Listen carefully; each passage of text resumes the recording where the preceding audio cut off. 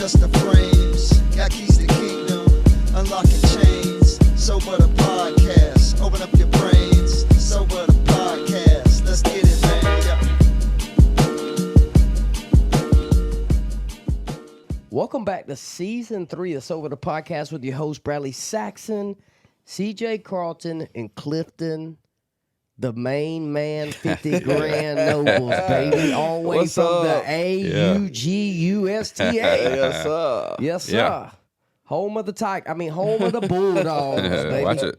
Better watch it, boy. Dogs. We really hope that you've enjoyed the introduction to this season as we've tried to talk about God's provision in our life and how He orchestrated our steps. And today's going to be the conclusion of what we've called How We Got Here. Yep. So this is part 3. Part 3. We wasn't really planning on doing a part 3, but the Lord brought something, to me. I talked to Clifton, and we agreed that there was a part of the story that we left out was pretty important. Mm-hmm. And so those two people would be my sister and Clifton's wife, Anna. Is it okay if I say Anna? Shout out to Anna Nobles. Yeah. Shout out. Hey, can we just give a shout out to Anna Nobles? Hit the purple button, maybe. Oh, dude, no, that ain't it. But shout out to Anna Nobles. She's not with us, but she will be with us one day. In the studio. We're gonna get her on here. But we're gonna talk about. We're gonna go back to when you went to rehab. Yeah. And we're gonna talk about Anna's experience while you were having a different one. Yeah. And how you say that she said or would say that when you got sober, she didn't have the same motive. Right. Right? She went to salvage the relationship with you. You went to get better. Yeah. So can we start there? Yeah. So, when I decided to go to rehab, I told her, I'm going to go here, try to get better. And if I come back home and you're still smoking, drinking, popping pills, whatever, it's not going to work. I'm not going to be I can't be in the house with that. Yeah. Because I'm not going to go down here and waste my money and waste my time and come back and set myself up for that failure. I just knew it wouldn't be. But we're cut from the same cloth because we didn't go to rehab until we actually wanted to get sober. Yeah, I wasn't. Nah, I'm not thinking to go down there and waste no time. Like, dude, if I want to still get high, I'm not gonna be around sober people while I'm getting high. Yeah. I'm just gonna go get high. But I'm not going to rehab unless I honestly want to make the effort to get sober. At all. Yeah, no, I'll just stay here where I'm at. Yeah. So anyway, I decided to go. I said that to her, and she said, "Well, can I go too?" And so I said, "Yeah, I guess." So I called. We talked. Long story short, we both go to rehab. While we're there, I make the decision like I'm gonna do whatever these folks say. Mm-hmm. Maybe they know what they're talking about. I obviously don't. I'm gonna go all in. So I did. And she did not do that. So she basically was just buying time, waiting for us to commence. Graduate. And so we did, and after that, I stayed connected to the community there. We moved to Florence. I began to volunteer, began to teach, began to sponsor people. I was still working my steps with a sponsor, and she separated from the whole recovery community and just began to work. Yeah. So she's going to work, and I'm doing work and recovery. And after a few months, she ends up relapsing. Right. And so, I remember I pulled her aside and I said, here's the deal. I know that when we decided to do this, it was my decision to get sober. And, now you see what this life is about. If this is not what you want, I understand. It's no hard feelings, but you're not going to be able to stay here if you want to continue to get high. Was that easy for you? Yeah, no, man, it was hard. We were married at this time. Right. So let's be honest. You're talking about something that was very hard to walk through. Absolutely. Yeah. Because it seems easy to say what you just said. But I do remember walking through that with you, and there was nothing easy about having to tell your wife, no, if you don't want to get on board with what God's doing, I got to go without you. Yep. Yeah. That's very hard to do. Yep. And, a lot of times when we give these suggestions to family members of drawing a hard line in the sand, they think that we don't understand. Mm-hmm. But see, I did it with my own wife. Yeah. We had been married for only a few months. And I'm reading the Bible and I'm trying my best to follow God. At this time, I had left AA because I was being told it was Jesus or AA. Yeah. And so I'm in another city. The people who helped me get sober, the community that helped me get sober was telling me I had to choose Jesus. I decided to choose Jesus, walk away from that community, And now I feel like I'm out on an island. And now I'm telling my wife, look, you're going to have to choose. Do you want to follow God in sobriety, or do you want to go home? And if you decide to go home, I understand, because this life is hard. You know, at this time, she's resentful at God. Yeah. Because God had changed me. Yeah. You know, I wasn't the person that she had fallen in love with years ago. Yeah. You know, when I had this encounter with God, he radically changed me. The first thing he told me to do is get rid of all my music. Mm-hmm. So I've got this CD book full of music. Q-Tip. You know, Goody Mob. yeah, all that. Outkast, Yeah. Master P. You know, all that. Yo Gotti, all Yo that. Gotti, Yo Gotti. And, Boys and Men. You know, everything, you know. And so I remember. NSYNC. Yeah, you telling on yourself now. Boy, that's, So- yeah, anyway, let's keep going. So, you know, I gave away all the music, and, you know, I stopped cussing. I mean, I stopped smoking. I stopped watching the stuff I was watching. And she's like, who is this guy? You know, and so she's angry at God. And so anyway, long story short, she goes back to Augusta. She stays there for a few weeks. She has to make a decision. Does she want to come back and fight for her marriage? And with the ultimatum, like, if you're coming back here, it's Jesus and recovery. Yeah. And thank God, you know, he spoke to her in that, and she decided to come back and give it a shot. Yeah. Mm-hmm. And so she came back, and at that time there was, you know, I wasn't doing the AA thing, it was church. And so she tried to do the church thing with me, and she did it for a while. And, you know, she really pressed in, and she started, you know, I think she got a therapist during that time. And, you know, she started working through some stuff. Yeah. Absolutely. And it was beneficial for her. And then, you know, I got into doing ministry. I got into street ministry, and got into prison ministry, and became a youth pastor. Me and her both became the youth pastors of this church. Northwood Worship Center, Pastor Mary and Pastor Ty. Shout out. Yeah, they man, Wonderful people. man. I mean, Heaven sent. heaven sent, bro. They saw the gifting on me, they saw the calling on me and Anna, and they pulled us in, raised us up. Yeah, and that's so good, could dude. never repay them, bro. Yeah, that's true. Could never repay them, and they don't want to be repaid. They just want to see us do good. Yeah. And so, you know, we're youth pastors, and she still was not really fully working a program. She was talking to the therapist, and she was doing church, but I was putting ministry before her. Yeah. Yeah. And I was getting it, bro. I mean, I'm like preaching 7 days, or, you know, preaching Sundays every week. Yeah. I'm on the street ministering. I'm preaching Sundays in the jail Yeah. in Florence County, doing, you know, youth ministry, running a feeding program, all this stuff, and on relapses. Mm-hmm. And so everything just came to a screeching halt, you know. And I had gotten a job at State Farm, so like our whole life had been transformed. Sure. You know, and all that prison history, all those felony history, all that stuff that had been holding me back for all those years, that door was slammed shut. Mm-hmm. And I had a career now. And now my wife, we're youth pastors, and she relapses. Yeah. And so, you know, I remember I came home, and I mean, I knew she was high, and couldn't prove it, you know, but you know, Oh, yeah. when somebody's high, you know it. And You know. and so it was just a knockdown, drag out fight. Like, I know you're high. I don't care what you're saying. You know, I'm not stupid. Here's the deal. You're leaving here today. You're going to rehab, or you're going home to Augusta, but you're leaving today. Yeah. And I'm going back to work, and you decide which one it's going to be. And you talk about hard, you know. Tough. And so twice I had to do that. Mm-hmm. And so I called, I think I called you, Yep. and you got in touch with Kim Yep. at what's the name of Foundation it? House. Foundation House in Greenwood. And, you know, Kim knew of me, and, you know, I talked to her, and she was like, look, I ain't got no beds available, but I got a couch. Mm-hmm. And so I'm like, oh, crap. I know she ain't going on She no ain't couch. going, yeah. Yeah. So I told her, you know, I said, all they got is a couch. And I went back to work. And, you know, that was a rough day at work.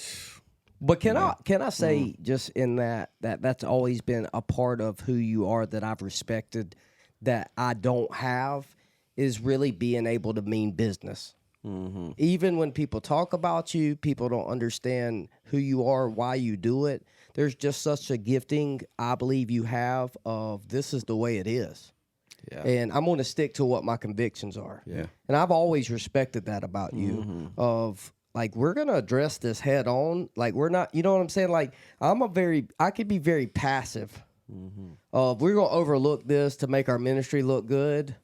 And not that we don't all struggle with a bit of passivity, but I've seen you, and especially in your marriage, the way you fought for it was very courageous. Yeah. Even though I don't feel like you felt that way. Yeah, no, I did. Through it, because sometimes doing the right thing has no feeling of being right. Yeah.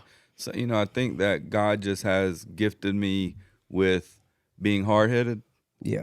and sometimes not feeling everything has allowed me to plow forward. Yeah. Which I don't think is. Now, obviously, with a personality that's sick, that could be a problem. It was, because I've been like that my But whole once life. you started getting well, that became an asset, For sure. especially in what God called you to For do. sure. Yeah. And I've always loved that about you. You know what I mean? And I've watched that become something people used against you. But I just wanted to, tell you that that's an aspect of your leadership that I've always respected, and I've seen it be something that has helped me to grow in who God has called me to be. And understanding like there's a lion and there's a lamb. Yeah. And you can't do what we do unless you adopt the resilience Jesus had. There's Yeah. no doubt. And sometimes that's calling things what it is. Yeah. right. And it's uncomfortable. It is. Well, we've had many conversations about that Yeah, uncomfortability. because, I say it all the time. Like, I want to be liked too. Yeah. But in those instances, I want to do what's right more. Yeah. But I was with you the day we dropped Donna off. I don't remember if I met you there, I don't remember. But I do remember being at that house when we dropped Donna off. But I do remember there being something in her that I felt like this time, she might have gotten whatever that looks like, the gift of desperation Yeah. that would catapult her to a life of healing. Yeah. Yeah, well, she had tasted some freedom. She had seen and she had watched me get it. Like, she saw me, strung out on pills. Yeah. She saw me not be able to get off the couch.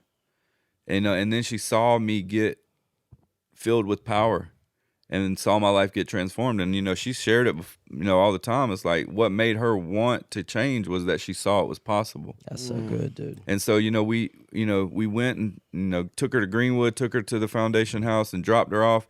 And, she tells the story. She sat on the front porch for 3 days. She didn't unpack. She thought I was coming back to get her.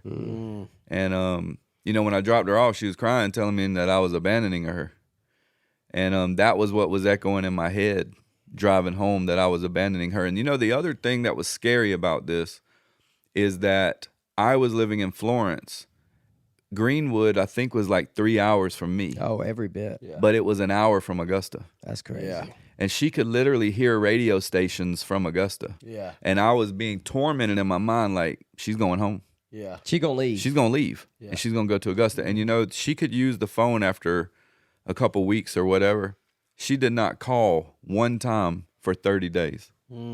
She did not pick up the phone because she said I was not going to be distracted. Yeah. I'm going to get what I'm supposed to get while I'm here. And she did, man. And she did not play around. She didn't, lollygag with all the politics and all the, cliques and all that go on in rehab. Yeah. She was there for the purpose that she was there for, and she got it. And, thank you, Jesus. She's got 9 years now. That's Thank so God, good. bro. And, thinking about it, I don't know actually if I was there when you took her, but I do remember in the stay that she had going and doing meetings. Yes, you did. You And went I there do and taught. remember Yes. seeing her begin to, blossom. Yeah. And so that was Well, when. that's the first time she started doing Bible studies. The lady who was doing Bible studies had to stop coming, and they remember that. approached her and said, she started yes, doing them. and she started And doing Bible What studies. year was this?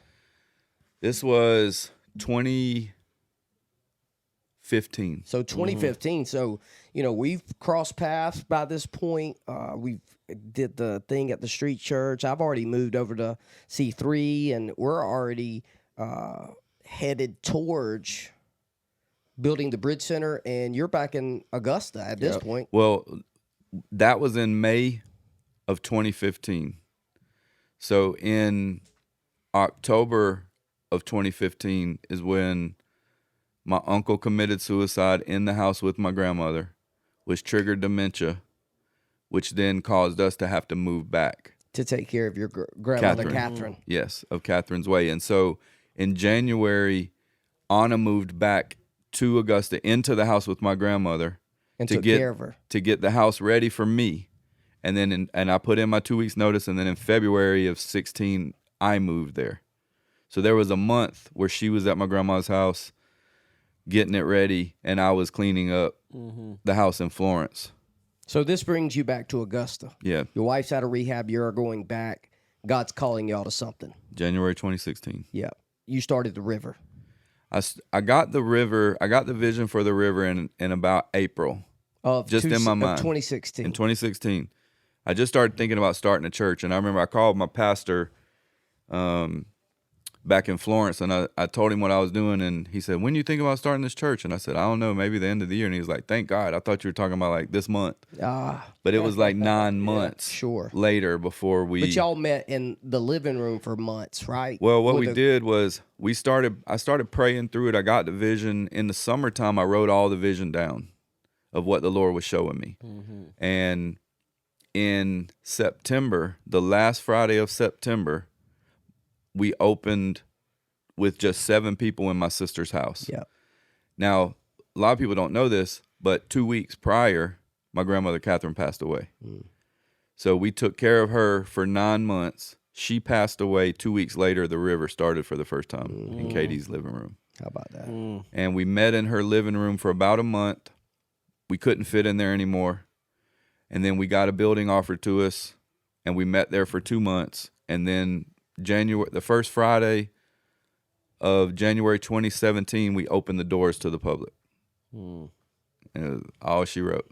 And that was at Freedom Bible Church. Yeah. that allowed you to open the doors there. Pastor Alvin, who has since passed away, he was in recovery. He had 30 years of sobriety himself, and he heard what we were doing. I remember, man, I was going over there to meet him, and I had actually quit my job at State Farm at the time.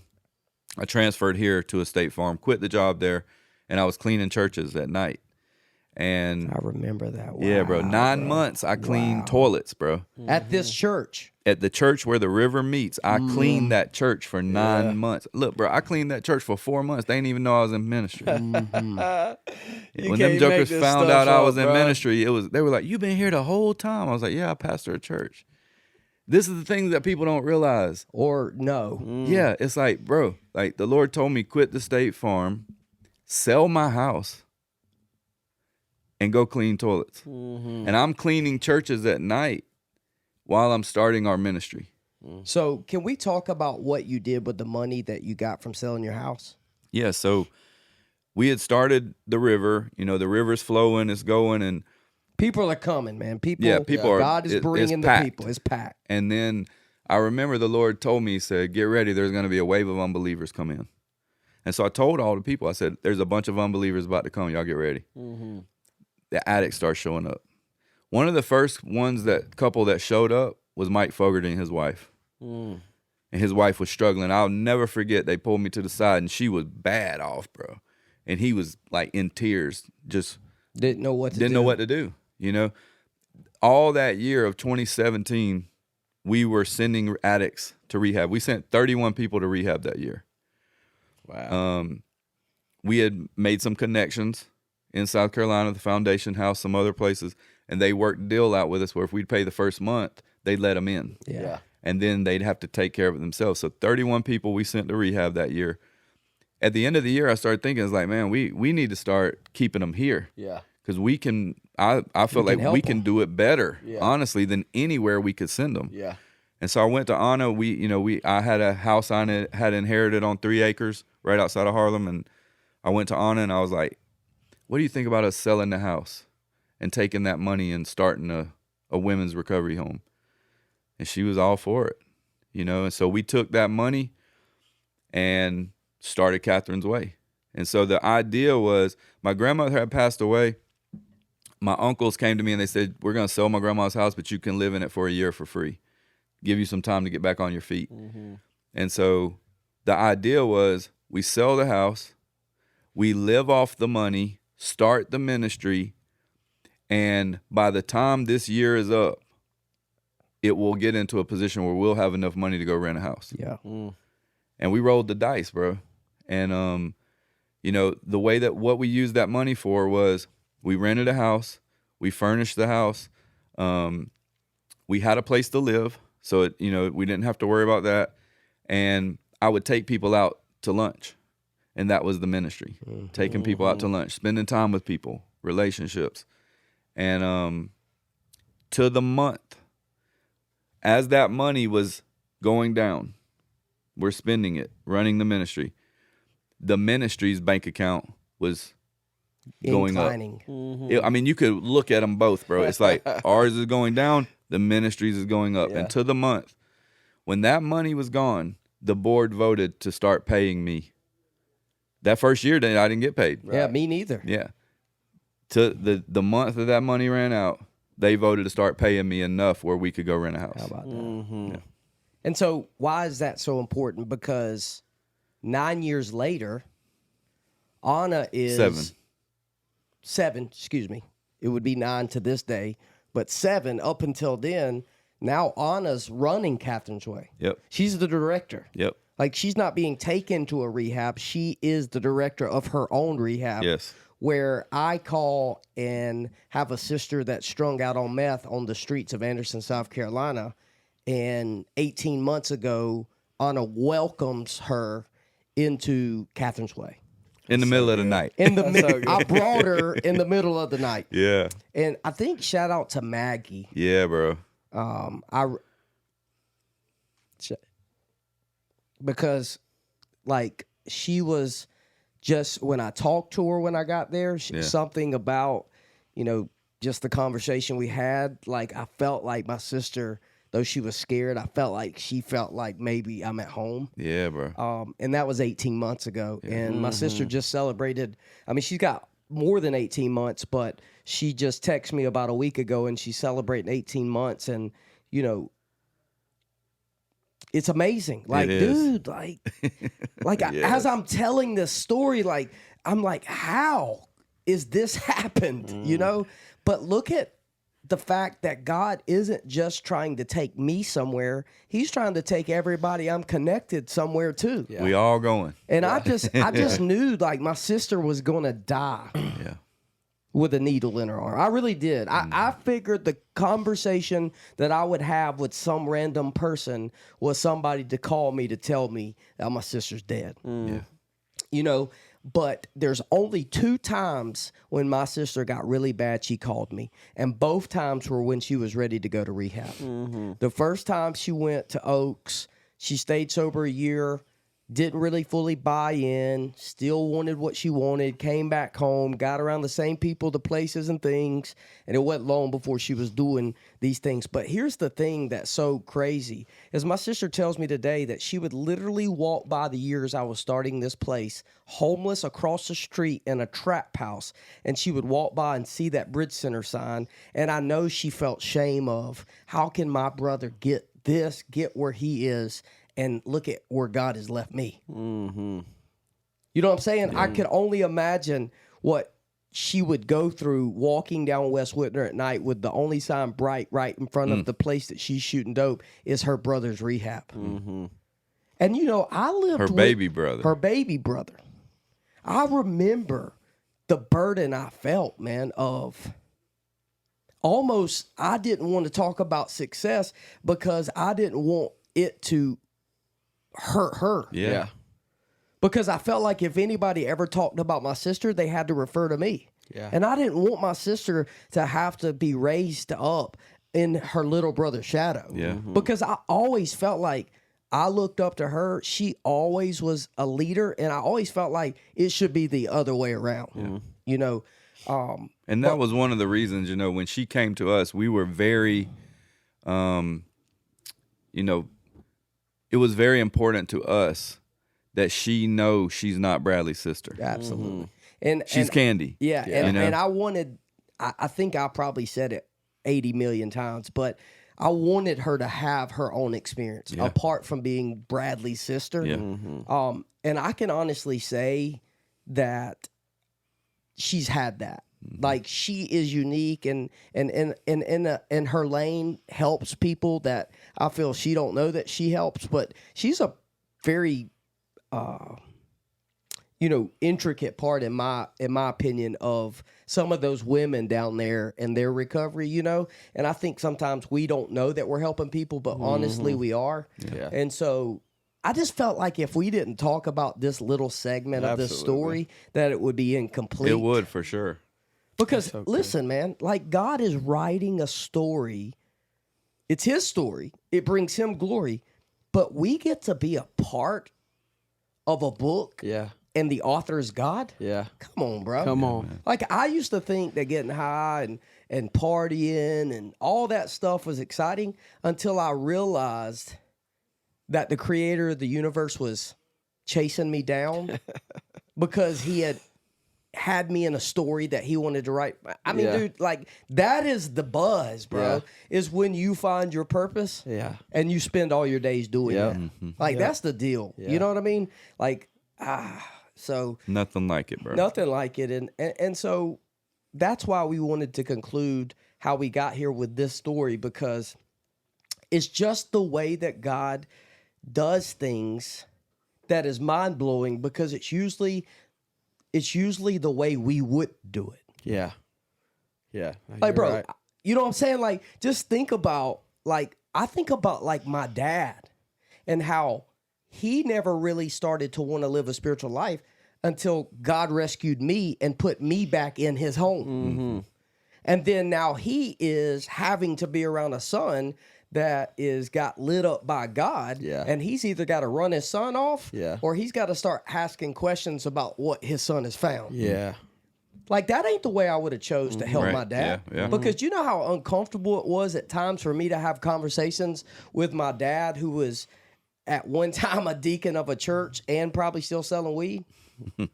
Growing up in a Southern Baptist church, and here his son that's been an addict his whole life. Now God's redirected my life and changed me, and now I'm having these conversations with my dad. Because I came from an era where most people were Christian because their grandpa was a Christian. Right. It was like an heirloom. It's something you got passed down. And so you didn't really have those conversations because it was almost as if, oh, are you a Christian? Yeah, I did that. Yeah. Like it was a flu shot. Yeah. And so when Jesus started really changing my life, I started feeling like I need to talk to my dad. Yeah. And dude, let me tell you, you talking about, I'll go up to a stranger on the street and pray with them. I know, right? But talking to my I dad get it, bro. I about get it. this stuff was some of the hardest conversations I mean, I'm in I've that ever now. had. I'm in that now. Yeah. Me and my dad had a stressful, relationship my whole life, pretty much. And, in the last 12 years almost, God's done a work. And, there was a time me and my dad didn't talk for 10 years. Not one word. And another time it was 5 years. We didn't talk. And now, it was about 9 months ago. He was on my heart one day. And, we see each other at Christmas at the time, but that was it. And everything's cool, everything's cordial, but, There's no relationship. no, it's not. And I remember I called Bradley and I was just like, bro, I feel like I'm supposed to reach out to my dad, but this. And, you were like, don't set any expectations of what you have to fix. Why don't you just text him and tell you how you feel? Yeah. And so, man, I sat on it all day. And then I texted him and I was like, I love you, Dad. And he texted me back and he said, I love you too. Is there a problem? And I was like, yeah. Yeah. There For is. sure. There is a problem. Yeah. And he said, is it something I can help you with? Yeah. And I said, I wish we were closer. And he said, is that the problem? See, I always wondered if he thought, I wish we were closer so I could tell you Yeah. what the problem is. Yeah. But he said, I wish we were closer. Or I said, I wish we were closer. And he said, why don't we go to lunch? And so we went to lunch that Friday. And we've gone to lunch every Friday for the last 9 months. That's so good. we missed a couple, but sitting with him and talking with him is one of the hardest things that I do now. Yeah. Because I want to talk to him about God, but it's so uncomfortable. Yeah. Yeah. I remember it was probably 3 months ago. The Lord just been telling me, show him God. Just show him God. Just live your life. And that's easy. Mm-hmm. I can just do that. That's so much easier. Yeah. And then the night before, he was like, I want you to talk to him about me tomorrow. Like, no, I don't want to. No. Let's just talk about hunting. Let's just talk about the dogs, Yeah. And, so anyway, I said, Lord, I'll do it. If you want me to do it, I'll do it. So anyway, I go to lunch. I wasn't thinking nothing about it. I'm mid-meal, and the thought comes back. Oh man, I lose my appetite right then. I'm like, man, I don't even want to finish this. Yeah. And so I'm like, I got to do it. And so I was just like, do you believe in God? Just hit him just like that. Wow. Do you believe in God? And he was like, of course I believe in God. Yeah. And then he tells me this story.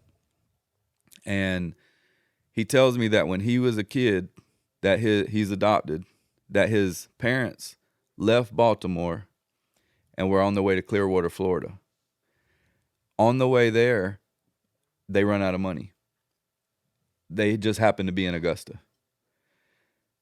He puts my grandma and my dad up in a little apartment, and he travels on to Clearwater. At the end of the month, they don't have any money. And so they get put out. So they're in Augusta homeless. There's a couple that sees them, a Christian couple, takes them in, puts them in the house, in the cottage in the back of their house, and starts taking them to church. Mm-hmm. And the whole year ministers to them. Wow. He ends up getting baptized in the church where fishes and loaves was run out of. Which is a ministry that you started to feed the homeless. Which is the Building Worship Center, which is where we started going to church when we first went back to Augusta, and which is where Chris Eubanks now holds his Back to Life meeting. Bro, that's so powerful. That's where my dad got baptized. How about that? And so I asked, so Hey, it's just crazy. My mother-in-law got baptized in the Bridge Center. Dang, that's nuts. Bro, this building that was given to us, when my wife's mom was a little girl, Wow. she got saved and baptized in this church. That's crazy. See, talking about his story, like weaving everything, and so, and so I asked him, I was like, why didn't we ever go to church together? Why aren't you in church? And I mean, he gave a typical answer that we know is true. And he was like, the people there, Yeah. Yeah. for whatever No reason. tools to deal with that. So I think the best way to conclude this episode, since we talked about your dad and how God is starting to restore that relationship, is to talk about now in the last 3 months what God has started to do in CJ's dad. Yeah. So, and I know you had tears in your eyes when he I was saw talking it. about his dad. So I feel like the best way to conclude this story is to talk about, there goes the Bridge Center recovery. it's okay. Off the couch, So- all good. We all good. But let's just talk about that. And y'all better get ready for next week because we got a guest coming and it's gonna be fire. We'll tell you a little bit more about that before we close out. Yeah, so, my dad calls me. He suffered a couple strokes over the last 7-8 years of his life. And, I worked in this roofing business with him. He owned it, very successful. His granddaddy owned it as My well. granddad- It's something that's been in his It family. was an heirloom that we talk about. And so, I was his first son. So, therefore, it would have been my company. And that's what my life was shaped up to do. And, all that's fine and dandy. Then I got sober. God said, you can't do that no more. Same kind of way with you, State Farm, all that type of, you can't do that no more. I said, He tried. I mean, I tried. Because but- there's money in roofing. Yeah. Nah, Quick money. like I was trying to keep doing my thing and just stay sober. But anyway, God said no. I said okay. I said I was willing. B, what should I do? You probably want to go have a conversation with your dad. Anyway, so that sets my life on a whole new path. It disconnects me from this performance of trying to get my dad to love me and accept me. And so that detaches that from that part of my life. My soul starts to heal. Now I don't need my dad to need me. Now I just love my dad for him being my dad. You're my dad, I'm your son. And that relationship started to cultivate over years. Well, he has a stroke. Then he has another stroke. And this is this is just this past year. And I don't really know the timeline specifically, but about 3 months ago, almost 3 months ago, I get a phone call out of the blue. And he says, you remember what you offered me when we were at the hospital, at the last time we was at the hospital? And I was like, no, I don't. He said, if I need anywhere to stay, you would help me. And I was like, absolutely, Dad. Like, and I didn't find this out till later, but in his mind, he thought, and listen, my dad's never drank or used drugs in his life. Mm-hmm. Very successful. My grandpa, and he's 57 years old. My grandpa was an alcoholic till he was 30. He had one of those, throw the cigarettes out the window, I'm done with it, never has done it again, right? And but he saw my grandpa beat the brakes off my grandma and all his older sisters growing up, and he said he put that with the alcohol. He said, that is alcohol. I'm never doing that. Right. And so he never did it. Well, it skipped him, hit me square in my face. Well, when I had overcome it and I'm walking through it and now I'm 6 years sober, I get this phone call from my dad. Hey, you think you can help me with what you said? And I said, absolutely, Dad. Well, in his mind, he thought I was talking about the Bridge Center.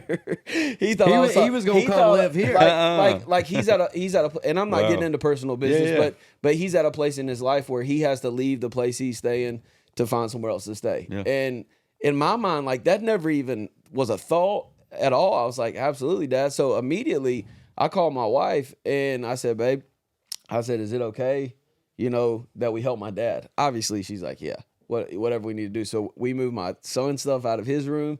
He joins up with my daughter, and my dad moves into my son's room. And my dad's been living with us now for the last 3 months. He's 57 years old, always believed in God. And up until, 10 years ago, a very active member, armor bearer, right? A guy that served, found joy in it, and knew Jesus, loved Jesus. And it just kind of fell apart, man, through life situations. And, he's been living with us now, but I say all that to say this. He's on his 4th step.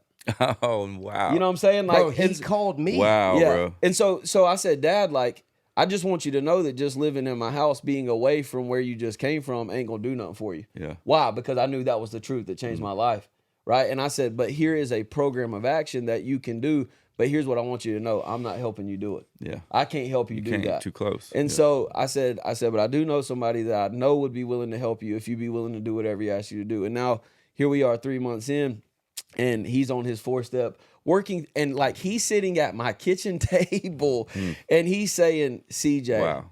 there is, I literally have not thought about this in 30 years. I forgot that even happened. Like writing down resentments, writing down fears, writing down these Bro, you harms. talk about discipleship, bro. Like, you want to change a community, stop slapping Christianity, I don't know what you call it, Christianese over the wounds, and start dealing with the sin that created the wounds by walking with these people. Like, dude, if I'm in a marriage that's rocky and I want to get it better, well, look, you're not getting the marriage better, you get better. That's right. What's it going to take for you to get better? Or if you got to walk away, you got to sell everything you own to follow Jesus so that he can restore your life so that this thing could last a long time, then let's do it. Yeah. And I'm watching Jesus do something crazy in the earth. Like this story, you can't make this story up. I meet CJ 6 years later. I'm sponsoring his daddy. That's made more money than both of us probably put together. And not that I'm putting his personal business out. Just saying, he's just highly successful. Yeah. Never sold everything but he he's got. a great guy. That's what I want y'all to hear out of this, is that he's a good dude. But goodness don't do nothing for you. Yeah. Because it's not your goodness as a human that does anything for you concerning the struggles of your soul and the traumas of your past. Well, and especially when your goodness is only a replica of the fruit of the Spirit. Yes, bro. Because it's rooted in self-sufficiency. That's that form of godliness. Yeah. Without no power. Yeah. No power. It might look like goodness, but if it ain't rooted in the Spirit of God, it is a fraud. Yeah. You know what I'm saying? And it'll get exhausting. Believe me, back in the day, I could be good when I wanted something. Now let me ask you this. Do you think if he would have not had to get into the position where he asked you if you could help him, that he would be willing to do? I just asked him the other day, Cliff. Absolutely not. No. No. The answer is 100% unequivocally no. Exactly. But here's the cool part I want to tell you is that my dad has not picked up a golf club, and he loved golf. Like, he did it when I was growing up. He put it down 20, 25 years ago. I took my dad golfing, me and B and my cousin JT, who also came through the Bridge Center. And his cousin dad, JT, who is 2 years sober. Nice. that came through And here. his dad. Wow. You know, and like we go do this thing the other day, and I'm just sitting there thinking, like, this is a freaking dream, bro. Yeah, man. But my dad, 57 years old, never has struggled with a substance, but has struggled with this thing in his soul he's never been able to fix, and it's called loneliness. And he started to realize at 57 that my son and the folks that he hangs out with have something that I don't think So I've good, ever man. had. So good. And I'm willing to do whatever it takes to find victory over alcohol, loneliness, you know, whatever that thing is with you. And man, he's living with me, and I'm just, the light came back on. Like the sparkle So in his good, eye. man. Like Yeah, man. the guy that I remember growing up, that dude is back. And it's just like, bro, you're alive again. Yeah. I told these guys the other day, I said, bro, there's a bunch of bodies in this room, but ain't hardly none of y'all alive. Like, we got to get some life into you. And the thing that brings life into you is saying, I need help. The power comes into your life. And then God gives you the ability to do all the looking Yep. at the stuff that's broken in you, so he can help you fix it, so that he can put you on display and help your daddy. But you got to get to the place where you're willing to ask for help. That's Yeah. the deal. And so many people never get there because their character defects ain't killing them quick enough. That's right. Well, if I could say it, they have a ministry of mopping up mess. Yeah. Look, a ministry has to be a ministry to mop up mess when Yeah. they don't know how to diagnose the root of the trouble. Yeah. Yeah. There's You no feel doubt. me? Like, go back to the last season, look up unplugging stoppers. Yeah. Like, I'm not creating a ministry to mop up mess. Yeah. I understand discernment comes with giving. It ain't the matter of giving, is when and how to give. Yeah. A lot of times what we call ministry is enabling people to continue in their sin. But it's also creating codependency, so people depend upon you You're right. instead of depending upon God. You're right. That's what you did a good job of helping me with, is that you never, dude, I remember, let me just say this real quick. I remember one day, and like, you know, like when you first start doing this stuff, there's still that nerve, there's still that thing inside of you, like, I'm not good enough, these people, right? And I still had that. And I remember one day I came downstairs and I was like, and we're this place is open, like, we're running this place. And like, I didn't feel like I had nothing to talk about. I didn't want to go make a fool of myself. And I came down and I said, B, you want to come do this meeting with me? We'll just go tell him about my story. And I could just see it on his face in that moment. He was just like, dang. And this is what he said. He said, man, you know, one of these days you're going to have to get your mama's nipple out your mouth. Like, I'm just, love it. bro, Yeah. I'm talking about in that moment, it crushed my neck. Yeah. Like, I was Yeah. like, how dare you? But I had the tools to deal with that emotional response in that moment. And I said, this is the question I always ask. Is anything he said true? And I answered the question with everything he said was true. I ain't never going to have to ask for help again. I needed that moment. I needed that But moment. you let me tell you why, because if I die, this place is going to be just fine. But if I raised up a codependent follower, when I fell, Yep. they would fall. Yep. I've just realized insecure leadership raises up codependent followers.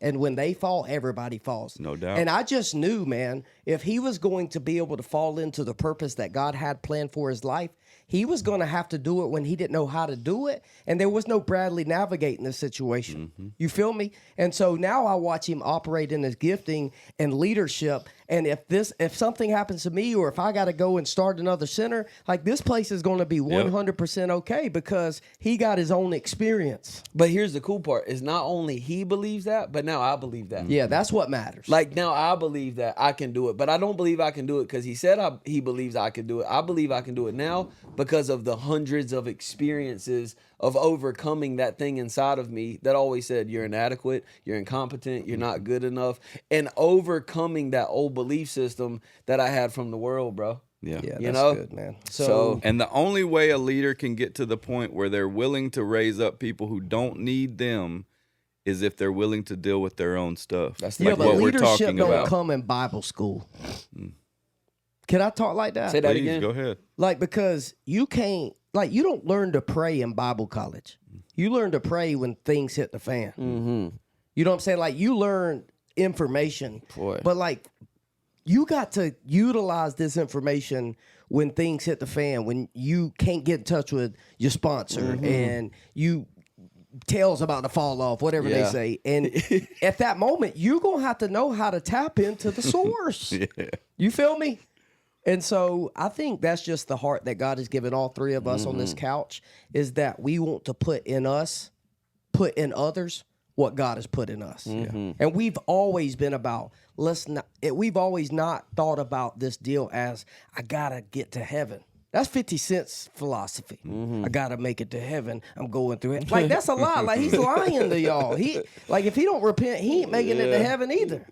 No, we have understood through Jesus leaving heaven that he never came here to get us to a place that was never ours. He came here full of the culture of heaven to expound it here. Yeah, he did. That's our purpose. Yeah. Is to be filled with the Holy Spirit, to let that take residency of our soul, and everywhere we go, people eat off our tree. That's the deal. You know where the conflict comes from, though. Now that we're saying this, the conflict comes from, we all believe in the same Jesus, but we have different cultures. That's just the deal. Like, we all believe in the same Jesus. Like, it's the same guy we're talking about that we believe in, but it's just not the same culture. Right. We have a culture of walking. You have a culture of talking. That's all we say. And here's the part that you should start checking on yourself, whoever you are listening, is if this bothers you, is that potentially, if it affects you and it's bothering you in this moment of time, maybe it's your self-righteousness giving you a clue that you might want to take a look at something to maybe allow God to soften your heart again. Like, can we just get back to the fact that God did it, we didn't? Yeah. Like, can we get back to the fact that, like, grace has won this thing? Like, here's the cool part, man, is that here's where my dad called CJ's me. like, man, y'all let me wait till the last minute.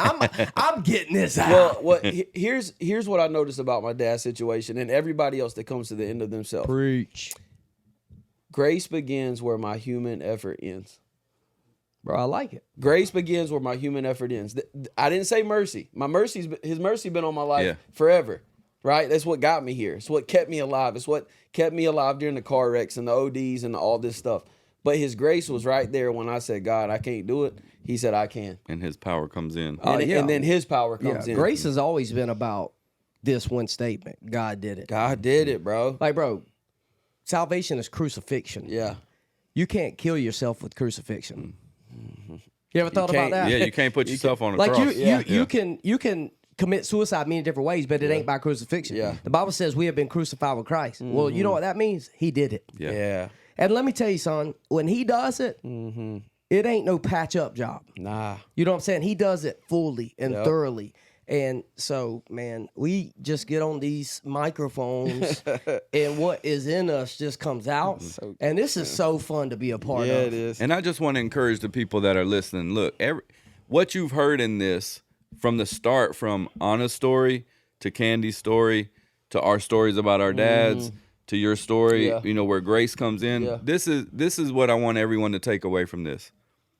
Everybody's gonna have a hard time in life. Yeah. Throughout life. Yep. Life is hard. Yep. But the answer is always the same. Let me tell you what I want them to get out of it. What? This is our story. You got to get your own. That's true. That's true. Because here's the thing, like a lot of people hear testimony, man, that's powerful. I love to hear that. But God has a story in your pain. You got to get your own. And the way that you do it is understanding you're supposed to go through these things. Oh, yeah. It's part of it. Yeah. What are you going to do when you get in it? Yeah, that's the You thing. have to get to the end of yourself. Yeah. Realize God wants to make a story like this for you too. Yeah. But you got to admit where you at, understand it's okay, and let go and let him in to do it. And that looks like all kind of different things.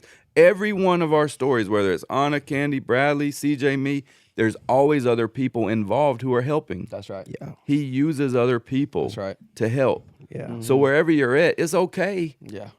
Let him in. Let go. Understand life's hard. Yeah. Yeah.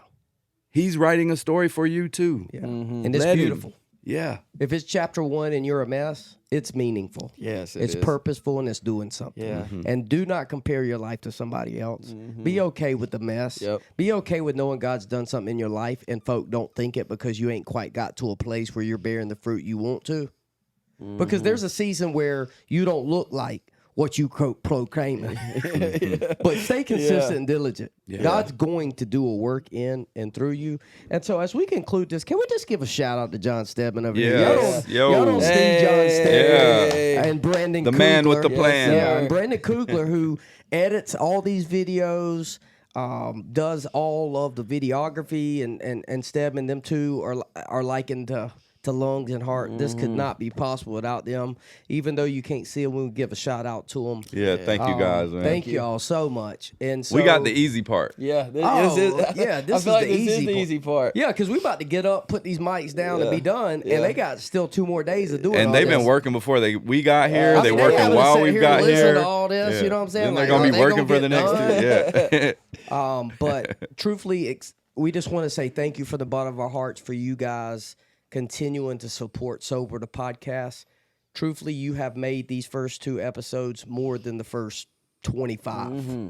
Yeah. And we just know that God's in it. Yeah, he is. And if he ain't in it, we don't want to be in it either. You know, and so we appreciate the love, the support. We have hoodies, Sober the Podcast hoodies for sale. That's one way that you could help if you feel led to sow into this ministry so that we can continue to bring guests, continue to, just bring effective content. Let us know. We would love to be able to partner with you to be able to carry this thing to the level that God is carrying it to. But be ready for next episode. Because when I tell you it's about to go down, I'm not telling you I'm telling you that with my best Kevin Hart voice. It's about to go down. Have you seen that? No, you probably don't want to watch it because you're a Christian. But Probably bro, don't. yeah, you would never watch that. But just know, Ito, Robers, how you say his last name? Robles. I said Robers. My bad, Ito. Ito from Augusta, Georgia will be joining us next week to share about his story and how God has just... Robles. Robles. Yeah, Robles. Is it Robles? Robles? Robles. Robles. Has changed You know, his name life. ain't even Ito. I named him that, right? Yeah, Yeah, his That name may is be something Ito. Ito. Ito. And he comes to Georgia, and I name him Ito. Yeah. Yes, sir. What's it? Herberto? Ediberto. Yeah, I always thought it was Robles. Heriberto. Either way, Ediberto Robles. Ito, Yes, sir. Edo is coming in. Or you can just call him Eddie like his customers do. Eddie. Oh yeah, Eddie episode. shout out to Abby, Yeah. but Abby Thatcher. He's gonna be up in this piece, and it's gonna be a good time. So make sure you guys continue to follow, download these episodes for more content. Until next time. Yeah. Peace.